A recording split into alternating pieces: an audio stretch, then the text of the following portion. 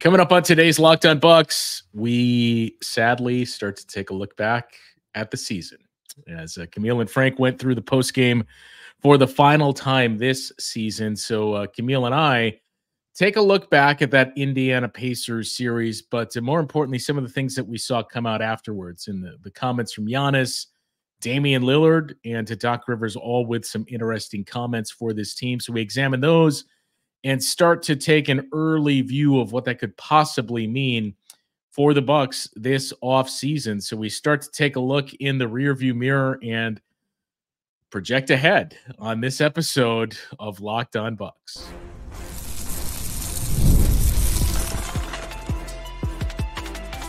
You are Locked On Bucks, your daily Milwaukee Bucks podcast, part of the Locked On Podcast Network, your team every day.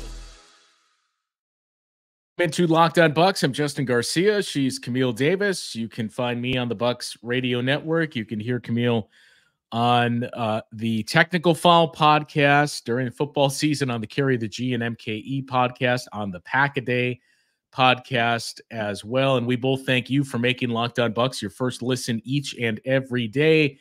Free and available wherever you get your podcasts. And you can find us on YouTube as well. All part of the Locked On Podcast Network, your team every day. Today's Locked On Bucks is sponsored by Monopoly Go, and we have to talk more about Monopoly Go. It is the fast-paced game that lets you team up with friends for tournaments to unlock awesome prizes, unique stickers for trading, cool pieces for playing, and hilarious emojis for taunting your friends. Download Monopoly Go now, free on the Google Play or App Store. Game on.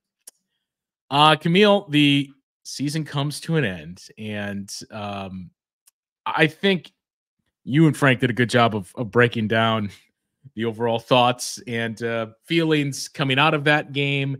But I think if we're all being honest with ourselves, I know you and I had talked about some confidence we had of, I did legitimately feel like the Bucks are going to force a game 7. Mm-hmm. But you just kind of knew what this team was up against. It's, you and I were talking before we were recording this too about the feeling this year versus last year. And it's interesting because it's 2 straight years now that the Bucks have been bounced in the first round of the playoffs, which is obviously suboptimal and not where this team looks to be. It's not anything but disappointing to have your season end in the first round and to witness a game 7 on Sunday afternoon and see another Central Division team move on and think, man, why can't that be us? Or I remember what that was like to be us. But it did seem like there was more of a cope in place that I think Bucks fans knew, hey, this was a weird season. And I think, we talked about this going into the Pacers series. We touched on this a couple of times with Tony East of Locked On Pacers. It was a weird feeling going into this series because it did feel like the expectations from fans were at an all-time low, at least dating back to the era of the Bucks never getting out of the first round. Mm-hmm. And so I think that was already kind of in place.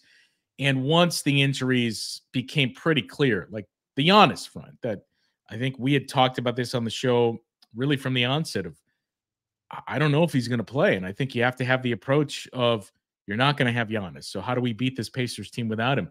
Then Damian Lillard goes down.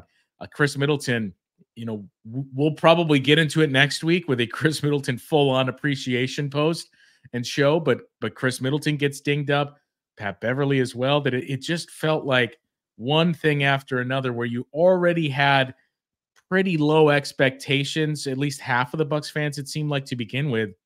And then all of this happens that it just kind of sunk the hope. So when this particular series ended in the first round, while you're disappointed, and in hindsight probably even more disappointed, factoring in the Damian Lillard trade, mm-hmm. all the other changes that this team made in the offseason, you at least, I think, accept it more and understand how we got here. But again, the danger is the pressure that's going to be on this team next season now.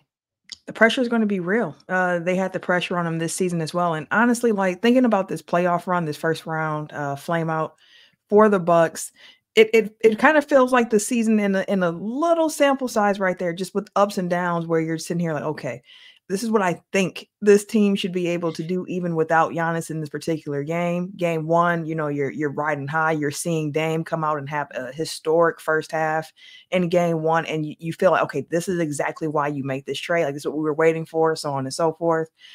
Pacers still won in Milwaukee, head back to Indiana. That game three is where I always go back to at this point, where it's like, if the Bucks could have found a way to get a win there, and that overtime game where Chris Middleton went for 42, like, that's the one that I keep going back to. Like, man, that feels like a really missed opportunity for this team.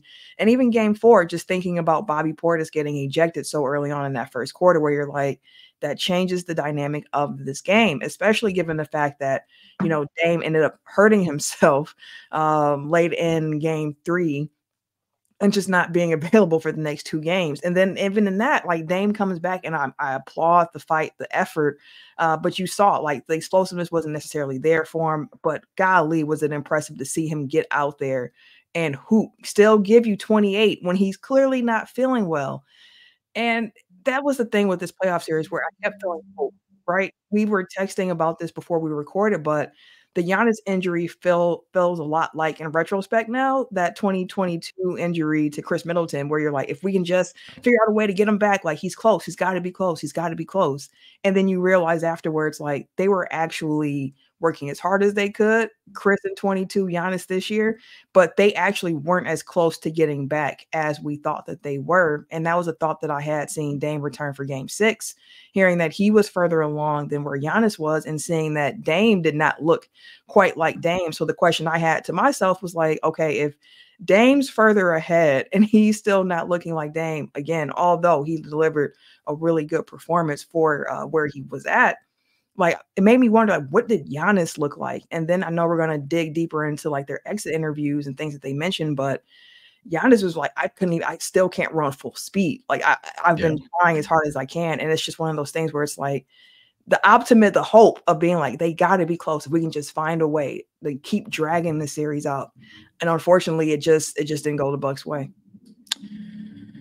Yeah, it just, and look, I suppose I think we kind of touched on this, tiptoed around it leading up to that game 6, but it's disappointing that your season is done. It is clearly not where the Bucks view themselves as a franchise, to now be out of the first round 2 years in a row. And I think you and I talked about this too, at the midpoint, somewhere around there, around the All-Star break this season, when you know, you kind of had to stop and catch yourself when you get into these conversations with others about people suggesting, you really, man, the Bucks could lose in the first round of the playoffs this year, huh? When you're looking at the matchups and everything else.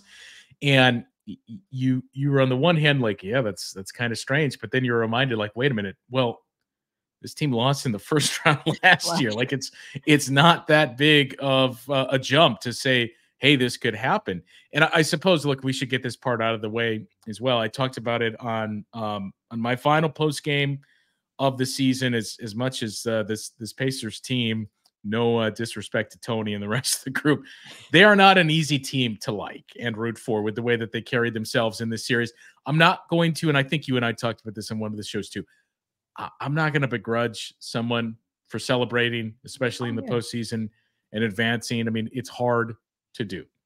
The level of it and some of the situations where they were doing it is where you kind of raise an eyebrow of like, okay, you're beating this team without these handful of players here. But look, credit deserves to be handed out to the Pacers, because I know you and I touched on one of the big questions that you had coming into this series was, it's a young Pacers team that basically all of their postseason experience came from Pascal Siakam and then to a lesser extent, Miles Turner. Yep. It's hard to close a team out in the postseason.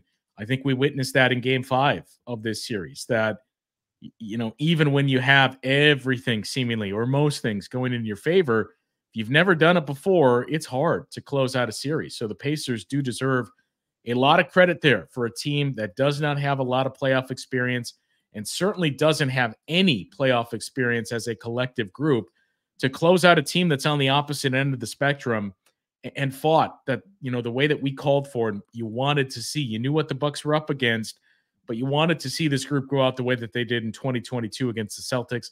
And I do think that's what we saw. So the Pacers do deserve a lot of credit there. But I think the other reality here, unfortunately for the Bucks, and this will prompt us to the conversations we'll get into in much more detail as we get into the postseason here, is, watching that as we record this Sunday evening, watching that Game 7 between the Magic and the Cavaliers today, obviously watching the series against the Pacers, watching that series between the Knicks and the 76ers. I don't know, at least with this iteration of the Bucks, if you told me, hey, the injury to Giannis, which it would have, still exists. Damian Lillard is going to suffer an injury and miss some time in that series. Chris Middleton's going to be dinged up. All of those things. If you told me that, the sad reality is I don't know what team and what matchup would have been the series for the Bucks to actually advance out of the first round of the playoffs. Yeah, I mean, think of the year when the Bucks won the championship in 21 and we had that Brooklyn Nets series. And there was a lot of conversation like, well, if Brooklyn was healthy, the Bucks wouldn't have won. And the response was, well, they weren't. You can only play who's in front of you. So I don't begrudge any Pacers fan taking victory laps like they haven't won a playoff series in a very long time. Enjoy that for sure. Yeah. Now, like you mentioned, they're not a likable group over there in Indiana, but they won. So to the victor goes the spoils. They can celebrate it the way they want. I won't begrudge it. But again, like we've talked about what you need to win a championship, and there is some luck involved, and that luck generally revolves around injury luck. It's unfortunate that, when Doc comes in the middle of the season, well, not even middle, mostly over halfway into the season, he's coming in during the hardest part of the schedule for the Bucks. He's coming in at a time where the Bucks had pretty good injury luck, but Chris Middleton, goes for a jumper. KD's foot's underneath him. He's out for 16 games. And then here comes Giannis starting to get nicked up. Here's Dame fighting through injuries. And the reality is, like, even Giannis mentioned during his post game or his exit interview, just saying, like, we only played 6 games healthy together, like me, Chris, and Dame, 6 games under Doc, and that is it. And Doc was trying to implement a lot of different actions, have them play their offense a completely different way. And that's part of why when me and you talked about reasons for optimism for this team, we were thinking about it with health going into the playoffs. Like, hey, if they have their core guys, they're going to be good. And honestly, that's what gives me some optimism heading into the summer with this team, because there are a lot more things that are set with this Bucks team. We don't have to have like, well, who are the Bucks going to hire this summer? Like, we know who the coach of the Milwaukee Bucks is going to be going into next season. That should help out Dame. That should help out Giannis. That should help out the whole team with better understanding. And we can talk about that a little bit more on the side of the break, but it's disappointing this season for sure. But I got to say, like, the effort that these shorthanded Bucks continue to put up, it showed me a lot in the season where I had some questions due to the inconsistency that they showed. But the playoffs did answer some questions for me. So that is something that gets me excited for next season. You touched on some of those comments, so we will revisit some of those, because I think there was a lot that we got from that group. Even the Bucks conducted their basically end of season press conferences the day after, as every team does. But even outside from that, that's where we got a chance to hear from Giannis. The post game, immediately after that game, I think there was a lot of very interesting things we heard from Doc Rivers, from Chris Middleton, from Damian Lillard, and then the following day from Giannis as well. So we'll start to dissect some of those comments and our big takeaways on those coming up after the break here on Locked On Bucks. Well, it is game on here with Monopoly Go, as we talk to you about the newest craze that is out there, and that is Monopoly Go. You can team up with your friends for timed tournaments where you work together to build up each other's boards. And the more you win together, the more awesome prizes that you can unlock. But beyond that, there's even more to Monopoly Go. There's unique stickers you can trade with those same friends to complete albums for big prizes. There are cool new playing pieces to travel the boards with, hilarious emojis for taunting those friends when you smash their buildings or heist their vaults. And plus, Monopoly Go feels new and exciting every day with constantly changing tournaments and challenges. A ton include their own unique mini games like digging for treasure or a robot pachinko machine. And there's always new timed events that help you win big like massive multiplayers for everything you win or rent frenzies. There's always something fun to discover in Monopoly Go. So get off the bench and go download it now, free on Google Play or the App Store. Game on. Time now to talk to you about FanDuel. It's this segment sponsored by FanDuel. It is winner take all in the NBA and NHL, and FanDuel is giving you a shot to bring home a win of your own. Right now, new customers get $150 in bonus bets with any winning $5 bet. It's $150 to bet on spreads, money lines, player props, and more. Visit FanDuel.com/lockedon and make every playoff shot count. FanDuel, America's #1 sportsbook. And Camille, we should also remind the people about Locked On Sports Today. If you are one of those that is watching Fox Sports or ESPN during the day, maybe it's background noise, but that noise gets a little too loud. You have to turn down the volume because of all the shouting. Make the switch to Locked On Sports Today. It's a free 24/7 sports streaming channel program for you every day to bring you the biggest stories without all of that aforementioned screaming. Locked On Sports Today brings you can't miss analysis, opinions, and news. It all streams 24/7 on YouTube or the free Amazon Fire TV channels app, part of the Locked On Podcast Network, your team every day. All right, we mentioned the post-game comments from this group, and there was a lot that I was very, very interested from, as I mentioned, the post-game specifically. Immediately after this game ended, we heard from Doc Rivers, and we heard Doc Rivers do the same thing we did, basically start his press conference with credit to the Indiana Pacers and what he saw from his team, what he loved in the fight that they showed. We heard from Chris Middleton, and, I think the big thing, too, was we all witnessed it towards the end of the game when Chris was lifted from the game, and I think the emotions just kind of spilled out of Chris Middleton. He addressed that, too, and said, it was nothing, really. I was just mad that we were losing and that it was done and the season was over. But as much as Chris downplayed it, look, it's not a bad thing, but it was something to take away when you see, man, this just appears. This is a guy that knows I was on the spot where Giannis is in 2 years ago. We didn't have a chance to really defend our title. And now I'm the guy that's carrying this team. And look, you and I, as we mentioned, we'll do the Chris Middleton appreciation show, which frankly should be like a 3-hour show when we do it. But for those of us like you and I who have been dyed in the wool Chris Middleton diehard defenders from day one, this series was basically just thumping your chest and saying, see, I told you, this guy, the importance that's there, what he gives this team, how much better they are with Chris Middleton on the floor. I don't know what else to show you other than this series here.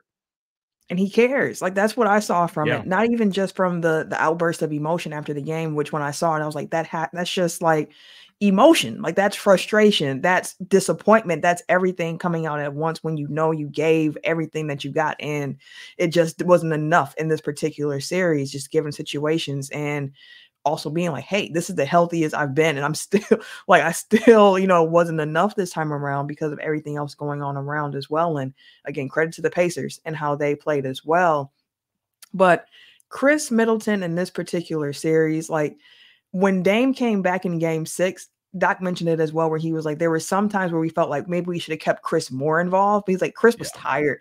He was exhausted. And there were some times where he's giving the ball to Dame, like you got it this time around. Like, I need to take a play off. And there's that conditioning aspect to it as well. Like, playoff ball is different, especially when your body is hurting. So Doc mentioned afterwards, like, we have to make sure our conditioning is right as well. And he mentioned that with Dame. And we've talked numerous times on this show about how Dame tends to approach the offseason. And how this particular year really threw things out of whack for him and how he likes to prepare for the game.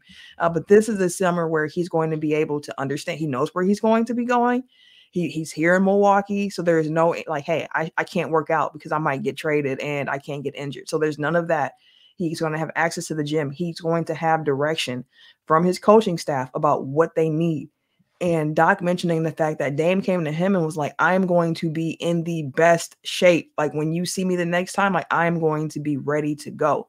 seeing Dame Instagram comments like 2020, like, listen, we're coming for it next year. Like, you like to see that energy. It's not a group that expected to be out in the first round. And that was very clear. Like, even with all the different challenges that we have mentioned that this team faced, from the injuries, from just the bad timing of having a new coaching staff come in, all of those different things that one might use for an excuse as to why this team wasn't able to get out the first round, they looked at it like, in spite of, we felt as if we should have won. Like, we are a team that believes in this.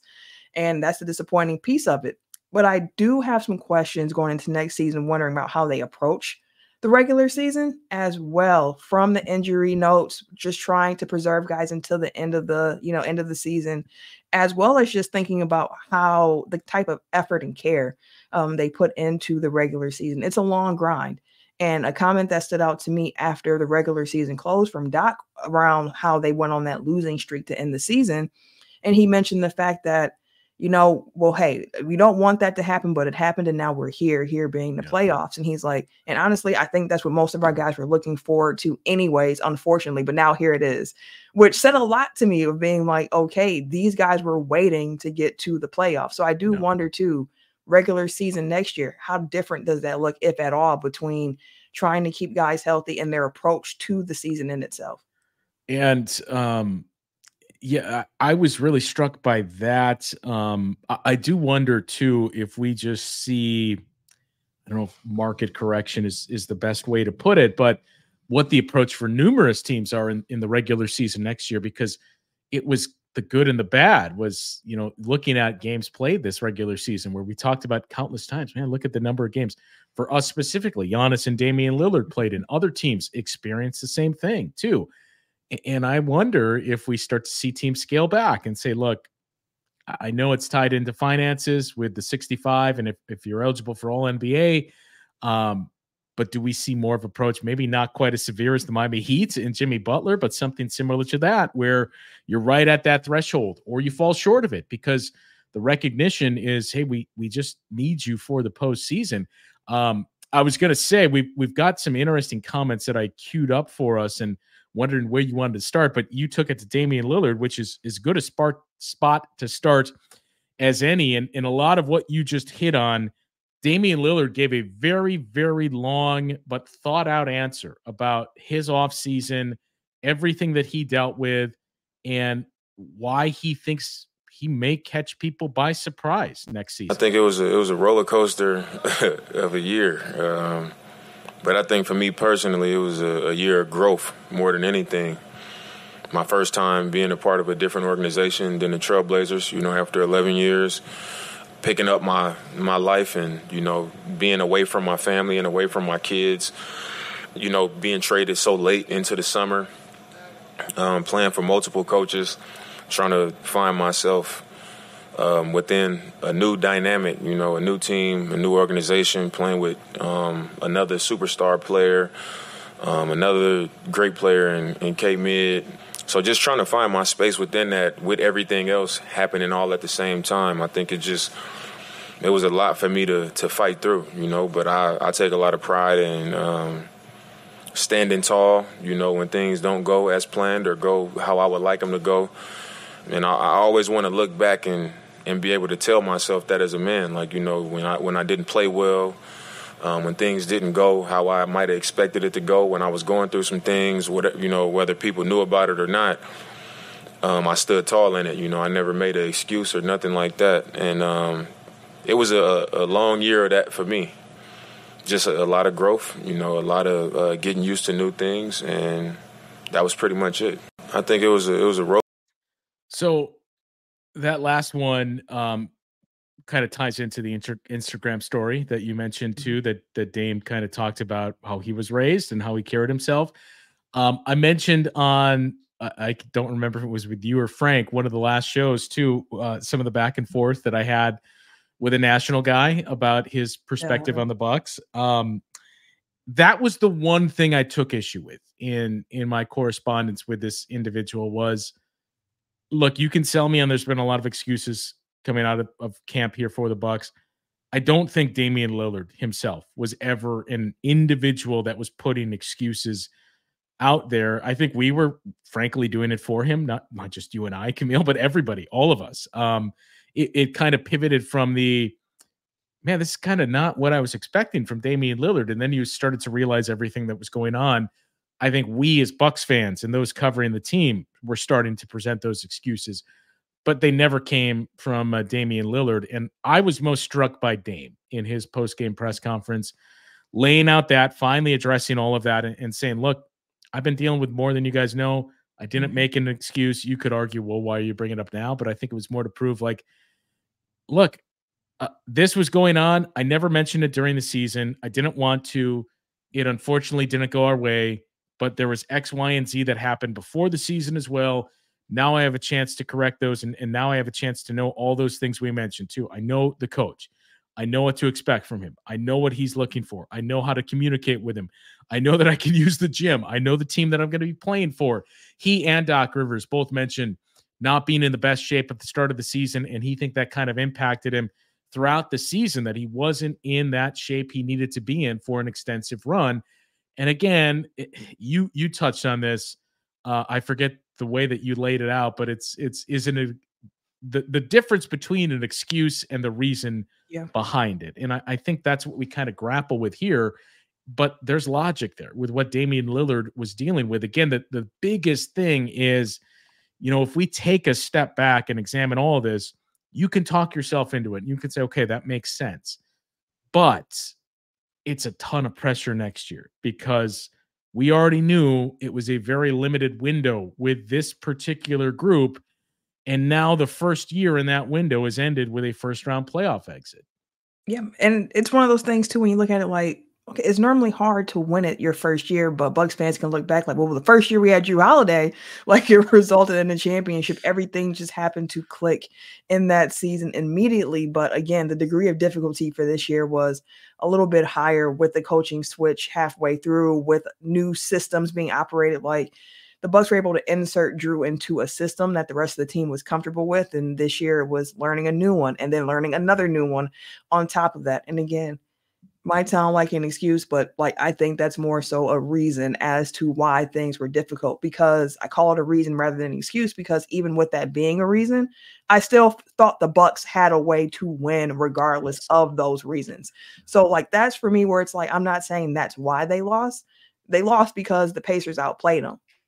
They were injured, whatever the case may be. But like I have faith in this team because of these reasons. And I see everything that they were going through. And honestly, it might be a good thing for them to go through this much adversity in their first year, because it helps to something to build on. Like it helps bring that character out. And we saw the character of Dame in that answer throughout this season as well. And it fits really well with the way that Giannis approaches the game, with the way that Chris approaches the game. And honestly, some of the things that Doc has mentioned, with this being our first go round with Doc Rivers in Milwaukee as a coach, it showed me a lot about Doc as well, given all of the things you hear about Doc Rivers and the 3-1 jokes and the coaching malpractice jokes. And, there's no way you're going to win with Doc Rivers. But I think that with this team and this group of vets here that respect his voice, like there is a pathway forward for this team to be contending, to be good. And I don't think that Doc Rivers is going to be a detriment to that.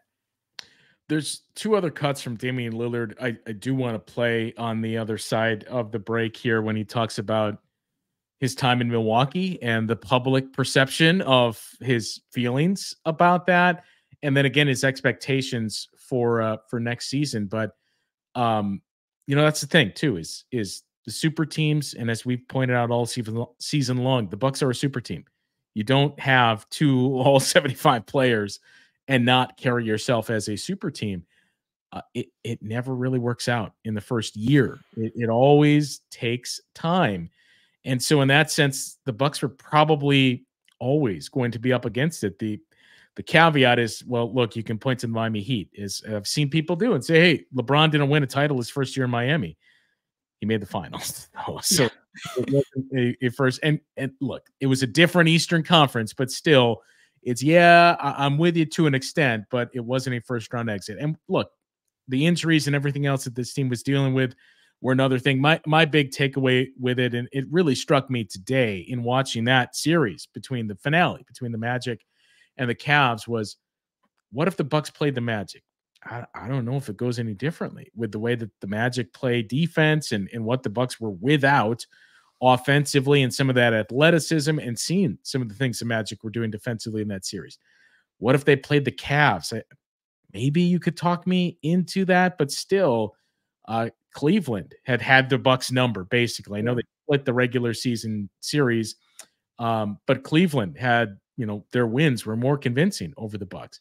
The Knicks, you could point to, hey, the Bucks won that regular season series, but that final game, kind of what we talked about with this Pacers series, the two teams were different in that final game versus the first 4 games, and it looked a lot different with the way the Knicks were able to play with OG Anunoby on the floor.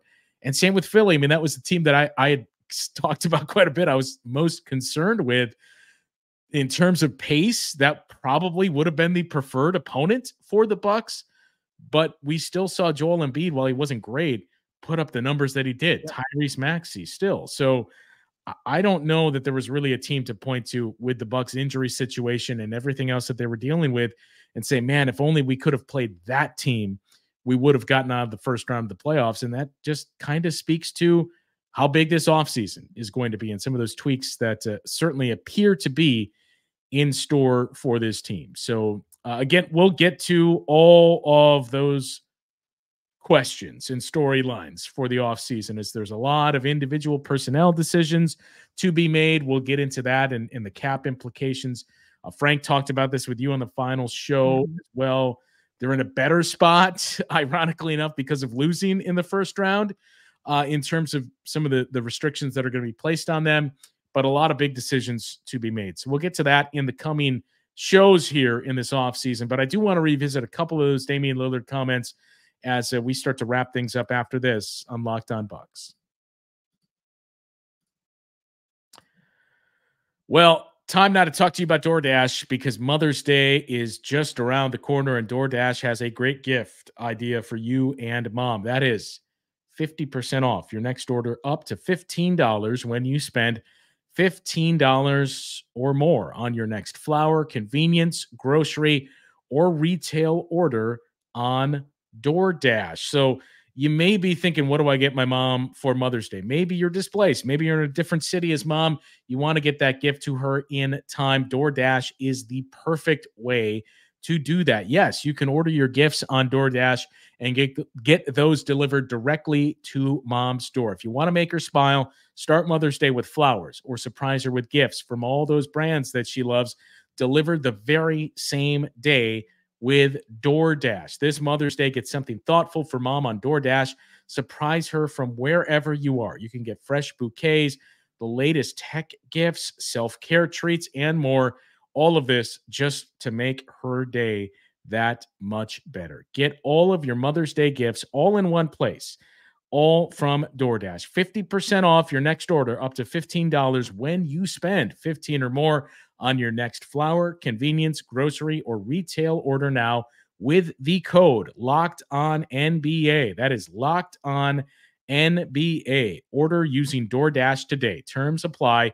Get a Mother's Day gift as unique as she is with that code through DoorDash. Again, that code LOCKEDONNBA, and that code will get you 50% off your next order up to $15 when you spend $15 or more on your next flour, convenience, grocery, or retail order now on DoorDash.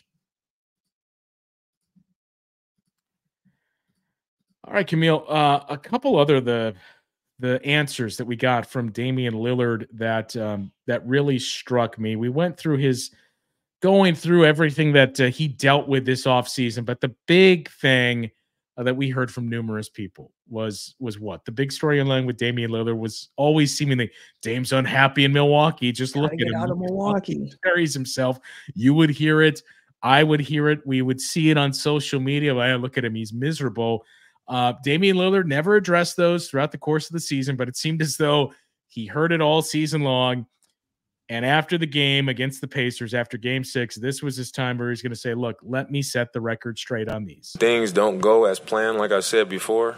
I don't say a lot. So sometimes when people, make a read, Dame, look, he doesn't look happy. I don't think I've ever run around on the court smiling. You know, my disposition has always been that way. But I think, you know, people they're going to look at everything and try to make something of everything.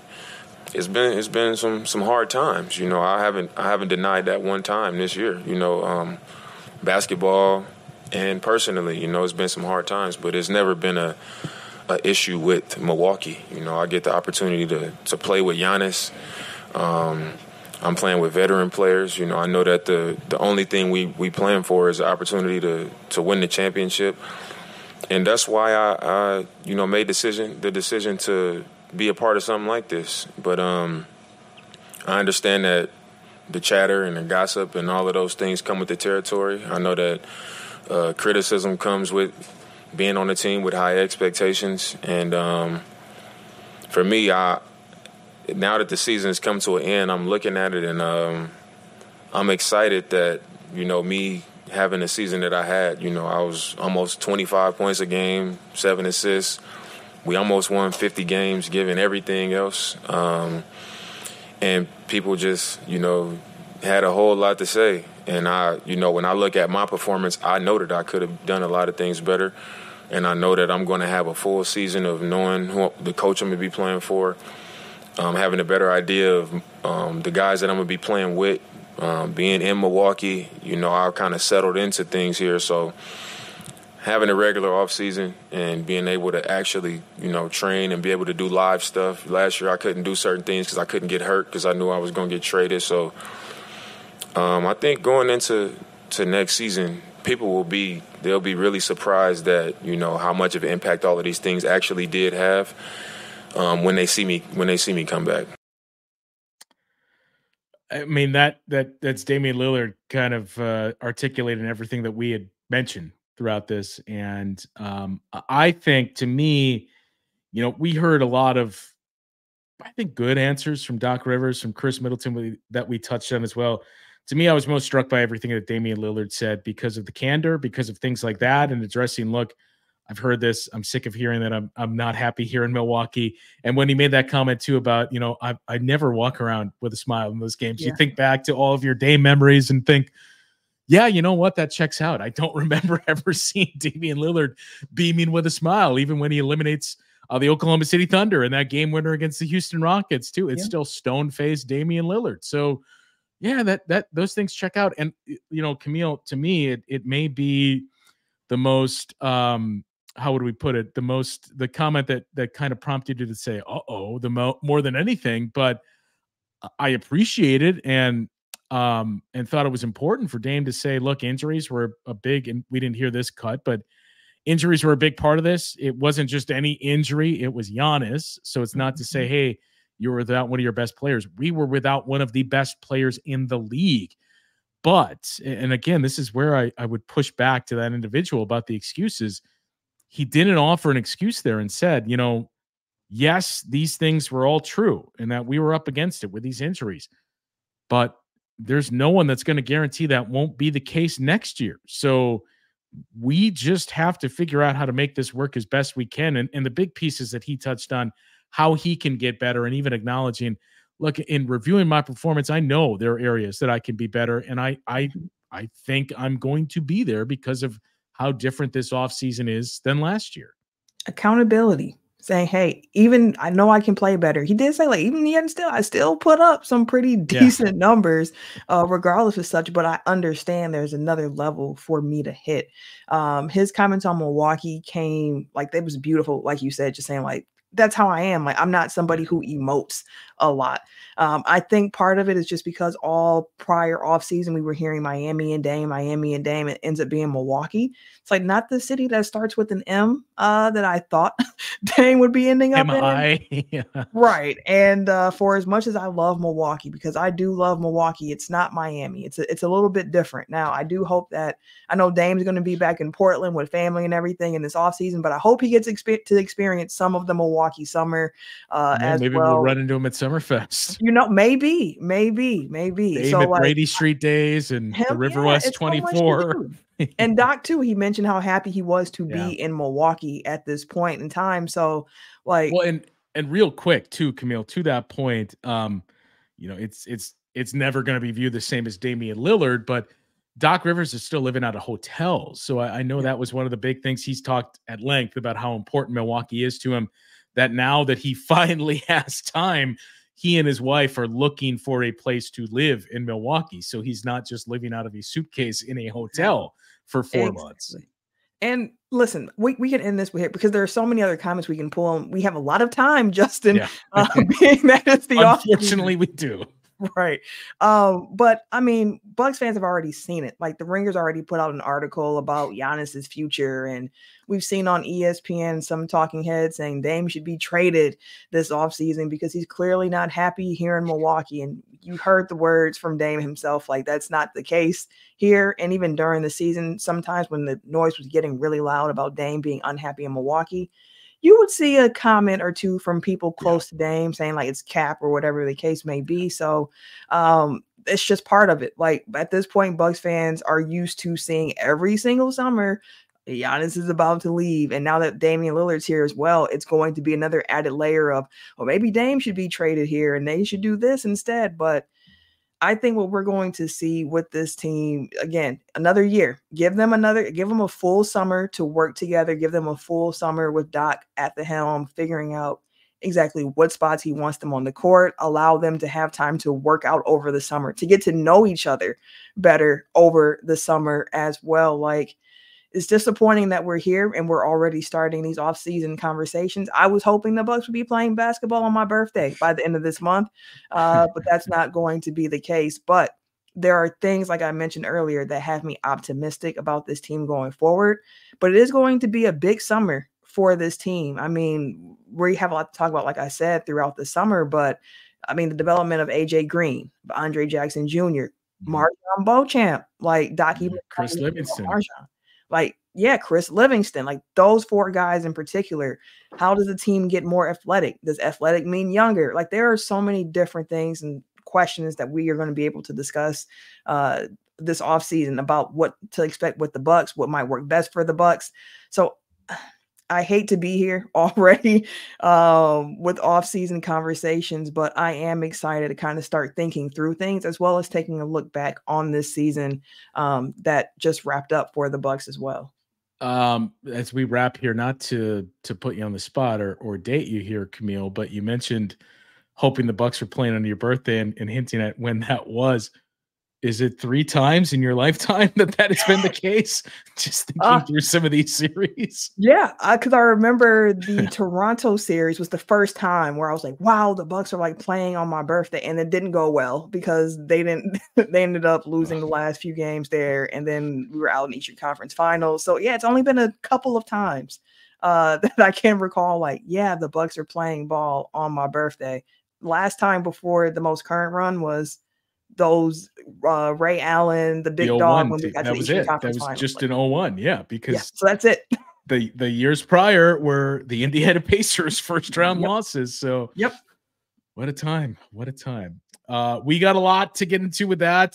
Some more comments coming out of the Bucks media availability as now we got 5 months to take a look at the upcoming season. So as we get closer to the draft, that's going to be interesting in itself too. Do the Bucks trade that pick? Do they keep it and continue to add some young players to this roster? We'll take a look at players projected to go where the Bucks are going to be picking in those mid-20s. So, and the big piece obviously is going to be free agency as we get into July. So a lot to start to get to here on Locked On Bucks as we move into the offseason. A couple of guests as well. I know we basically had a soft promise that everybody's favorite host would make another return in a guest appearance, but that was for sure with the caveat that the Bucks were going to be playing in the Eastern Conference Finals, which he will be covering.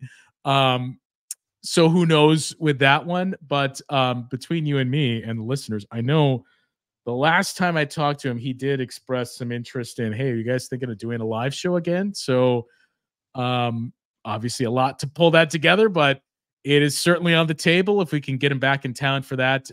It is definitely something that we are looking at doing, especially given the turnout that we had a season ago with that live show. So we still got a lot planned here for the offseason. And once again, this should be a very, very interesting offseason for the Bucks. We will be back once again tomorrow as we start to take a look at some of those questions, start to dig in some of the individual performers, and a full-on Chris Middleton appreciation show that we will get to this upcoming week as well. So for Camille, I am Justin. We will catch up once again tomorrow on Locked On Bucks.